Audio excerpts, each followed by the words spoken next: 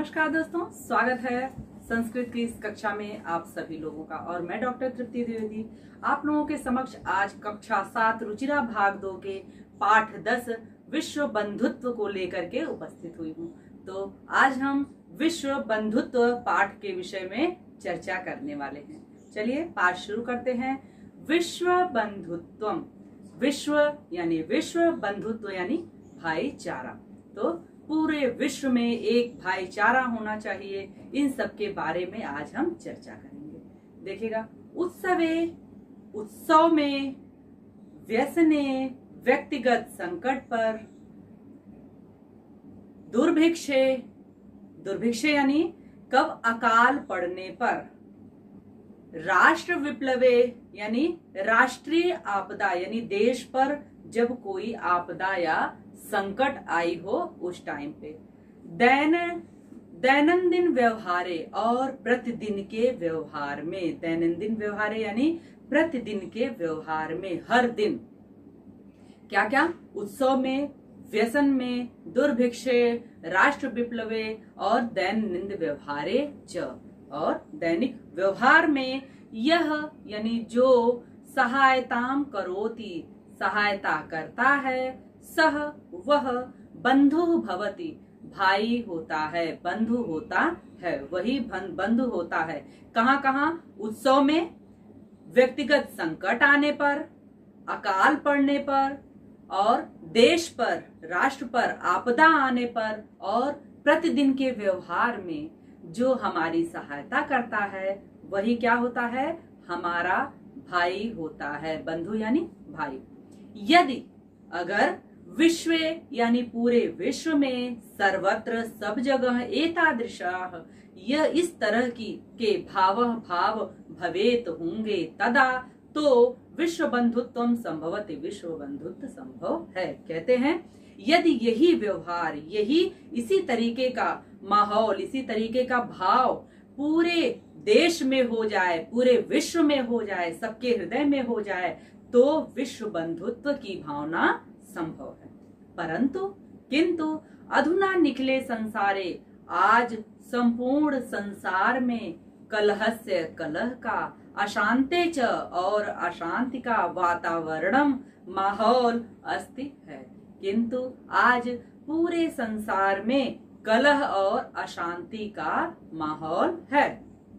मानवाः यानी जो मनुष्य हैं, परस्परम एक दूसरे पर, न विश्वसन्ति विश्वास नहीं करते हैं, ते वे परस्पर परस्य कष्टम दूसरे के कष्ट को, स्वकीयम कष्टम अपना कष्ट, न गणयन्ति नहीं मानते, लोग दूसरे के दुख को अपना दुख नहीं मानते। अपिच और भी क्या, समर्था देशाः जो समर्थ देश हैं, असमर्थान जो असमर्थ देश हैं उनके प्रति उपेक्षा भावम, उपेक्षा का भाव यह होता है कि उसको अनादर की दृष्टि से देखना।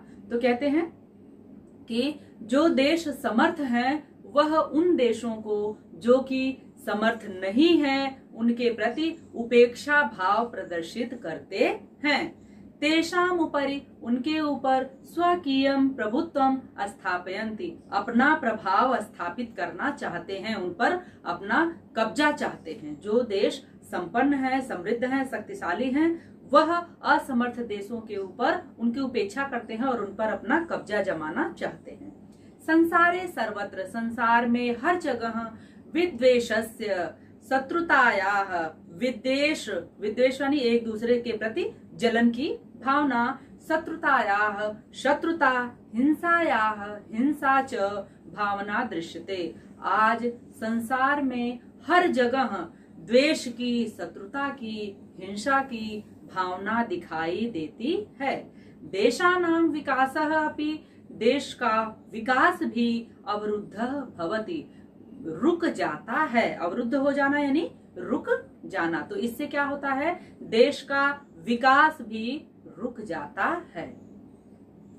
इयम महती आवश्यकता वर्तते, इयम यानी यह, महती यानी बहुत बड़ी, बहुत अधिक, आवश्यकता वर्तते आवश्यकता है, यत कि एकः देशः एक देश अपरेण देशेन दूसरे देश के साथ निर्मलेन यानी निर्मल कोमल हृदय से बंधुतायाः भाईचारे की भावना से व्यवहारम कुर्यात व्यवहार करे। कहते हैं इस समय यह बहुत आवश्यक है कि एक देश दूसरे देश के साथ मिल करके निर्मल हृदय से और भाईचारे की भावना से मिल करके व्यवहार करे।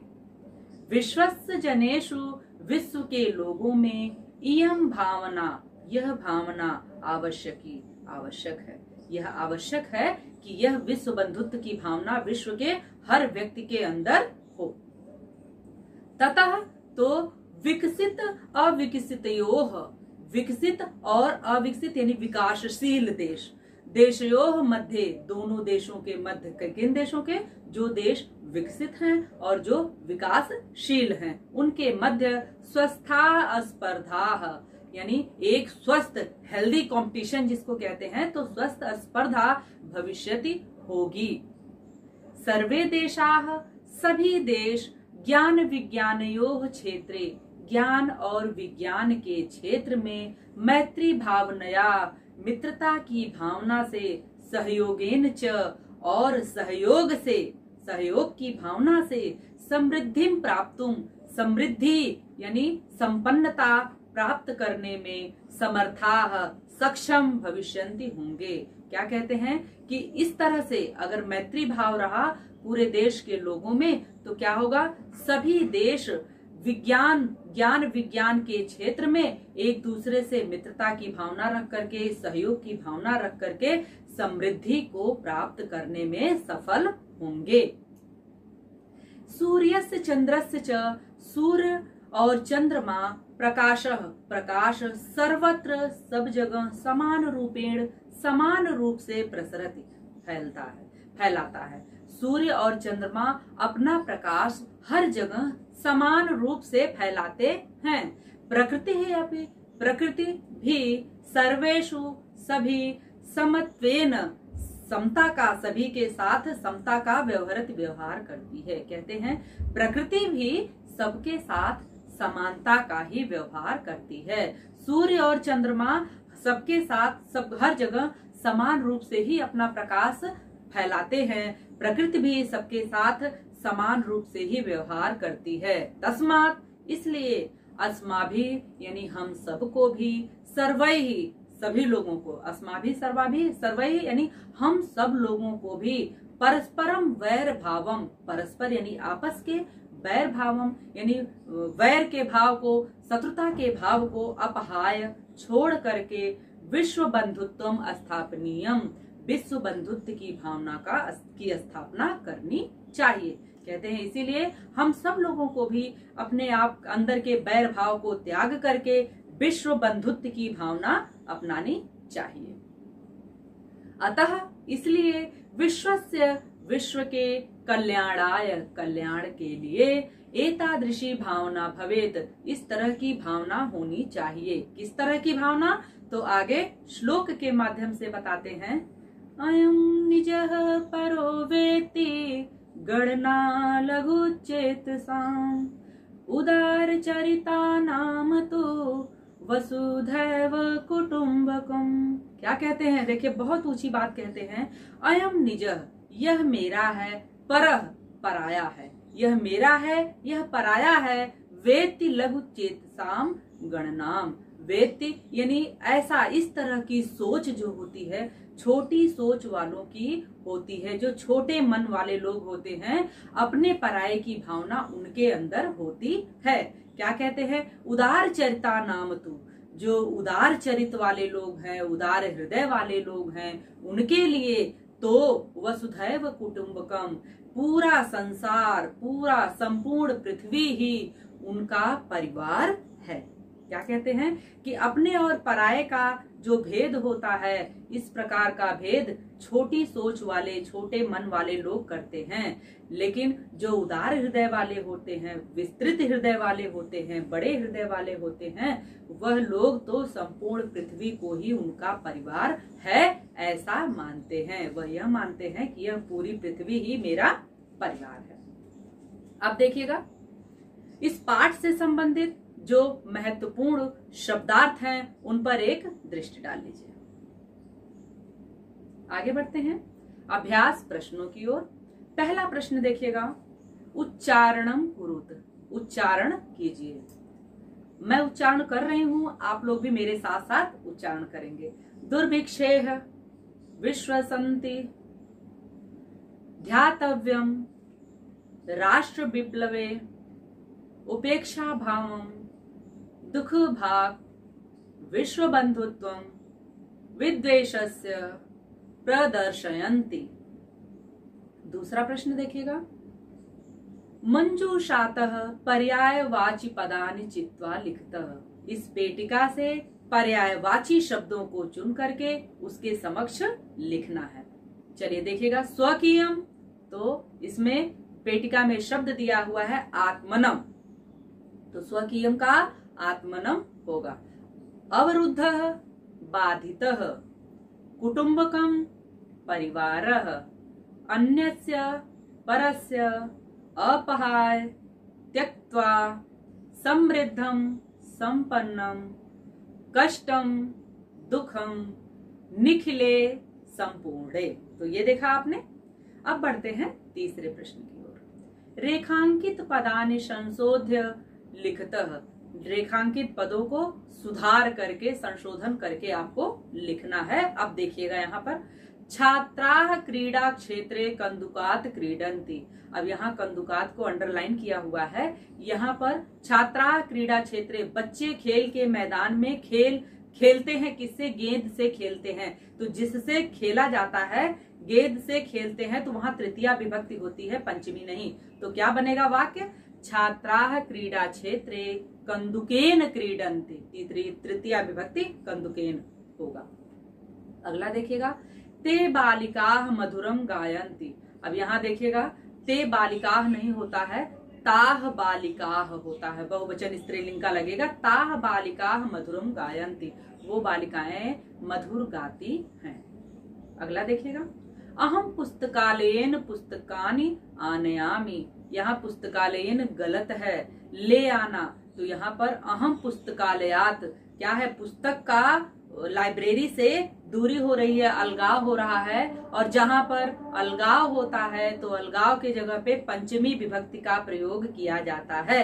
तो यहाँ पर पंचमी विभक्ति लग करके पुस्तकालयात पुस्तकानि आनयामि ऐसे बनेगा। अगला देखिएगा, त्वम किम नाम, तुम्हारा नाम क्या है। लेकिन त्वम नहीं होगा, यहाँ पर सही होगा तव किम नाम। और अंतिम है गुरुम नमः।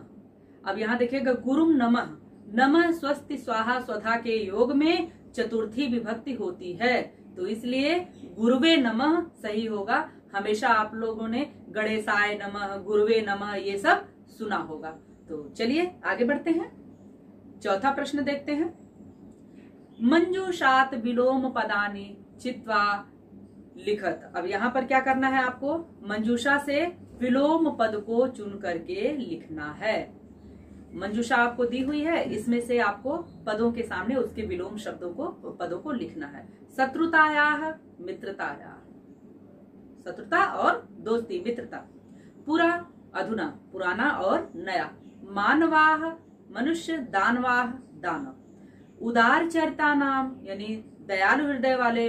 लघु चेतसाम, छोटी सोच वाले। सुखिनः दुखिनः, अपहाय गृहीत्वा। ये सब आप लोगों को आपके पाठ में ही दिया हुआ था। अपहाय यानी छोड़ करके, गृहीत्वा यानी ग्रहण करके। चलिए पांचवें प्रश्न की ओर बढ़ते हैं। यहाँ देखिएगा, अधोलिखित पदानाम लिंगम विभक्ति वचनम लिखत।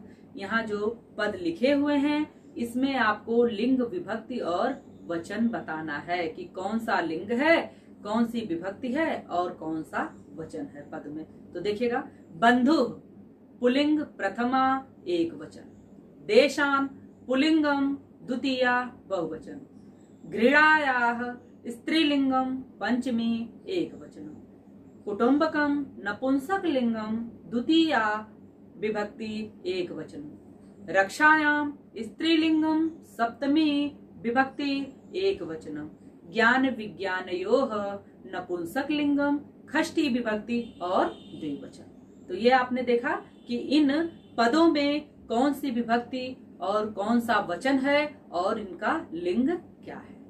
चलिए आगे बढ़ते हैं छठे प्रश्न की ओर। अब यहां देखिएगा, कोष्ठक दत्तेषु शब्देषु, कोष्ठक में दिए गए शब्दों से समुचिताम विभक्तिम योजयित्वा, जो उचित विभक्ति है वह जोड़ करके रिक्त स्थानानि पूरयत, खाली जगह को भरना है। यहाँ भी देखिएगा कोष्ठक में आपको पद दिए हुए हैं, उसमें उचित विभक्ति लगा करके भरना है। तो देखिएगा विद्यालयम उभयतः वृक्षाः सन्ति, तो यहाँ पर एक आपको उदाहरण दे दिया गया है, विद्यालय का विद्यालयम लगाया गया है क्योंकि उभयतः, पवितः, परितः, उभयतः, सर्वतः के योग में द्वितीया विभक्ति होती है। अब यहाँ देखिएगा दूसरे में देखिएगा उभयतः गोपालिका, बिल्कुल वैसे ही आपको लिखना, उभयतः से ही संबंधित है। तो कृष्ण का द्वितीया विभक्ति हो जाएगा कृष्णम उभयतः गोपालिका। अब अगला देखिएगा ग्रामम परितः गोचारण भूमि, तो यहाँ पर है ग्राम को, तो क्या आ जाएगा ग्रामम, इसका आपको क्या करना है, अगले में आ जाएगा आपका उसी तरीके से मंदिर, मंदिर का दिया है परितः भक्ताः, मंदिर आगे दिया है। तो मैंने आपको पहले ही बताया है कि उभयतः, परितः, सर्वतः, इन सब के योग में द्वितीया विभक्ति का प्रयोग होगा। तो देखिएगा मंदिरम परितः भक्त्याः, इस तरह से। अगला देखिएगा सूर्याय नमः, तो यहाँ देखिएगा सूर्य को चतुर्थी विभक्ति लगी है, तो अगले में आपको ऐसे ही चतुर्थी विभक्ति लगाना है। और मैंने पिछले वाले प्रश्न में आपको बताया था नमः स्वस्ति स्वाहा स्वधा के योग में चतुर्थी विभक्ति ही आती है। तो नमः गुरु का गुरुवे, गुरुवे नमः। और अंतिम में देखिएगा वृक्षस्य ऊपरि खगाः, अब यहाँ देखा वृक्षस्य ऊपरि खगाः, वृक्ष का षष्ठी विभक्ति लग गया वृक्ष के ऊपर, तो ऐसे ही क्या है ऊपर सैनिकः, सैन और अश्व, तो अश्वस्य ऊपर सैनिकः, ये बना षष्ठी विभक्ति लगा करके। चलिए आगे बढ़ते हैं। सातवां प्रश्न, कोष्ठकात् समुचित पदम चित्वा रिक्त स्थानानि पूरयत, कोष्ठक से समुचित पद को, उचित पद को चुन करके आपको खाली स्थान को भरना है। यहाँ भी आपको विभक्तियों का ही ध्यान देना है जो पीछे वाले में आपने प्रश्न में, छठे प्रश्न में किया है। अब यहाँ देखिएगा नमः, तो मैंने बताया नमः स्वस्ति स्वाहा स्वधा के योग में चतुर्थी विभक्ति, तो यहाँ हरे नमः। परितः कृषि क्षेत्राणि सन्ति, उभयतः परितः सर्वतः के योग में द्वितीया, तो ग्रामम परितः कृषि क्षेत्राणि सन्ति। आगे नमः, यहाँ भी देखिए नमः स्वस्ति स्वाहा स्वधा चतुर्थी विभक्ति, तो क्या हो गया अम्बायै नमः। उपरि अभिनेता अभिनयम करोति, उपरि तो मंचस्य ऊपरी, मंच के ऊपर। और यहाँ पर है उभयतः पुत्रौ अस्तः, पितरम या पितु, तो मैंने बताया है द्वितीया विभक्ति, तो पितरम उभयतः पुत्रौ अस्तः। तो इस तरह से आपने देखा कि अभ्यास के सभी प्रश्न यहाँ पूरे हो गए। पूरे पाठ को आपने अच्छे से समझ लिया। अगर इस पाठ से संबंधित, इस प्रश्नों से संबंधित आपके मन में कोई और प्रश्न हो तो आप कमेंट बॉक्स में पूछ सकते हैं। वीडियो आपको कैसी लगी कमेंट करके जरूर बताइएगा। अति शीघ्र आपके लिए एक नई वीडियो लेकर के उपस्थित होंगी। तब तक आप अपना ध्यान रखिएगा, घर में रहिएगा, सुरक्षित रहिएगा। यह वीडियो देखने के लिए आप लोगों का बहुत बहुत धन्यवाद।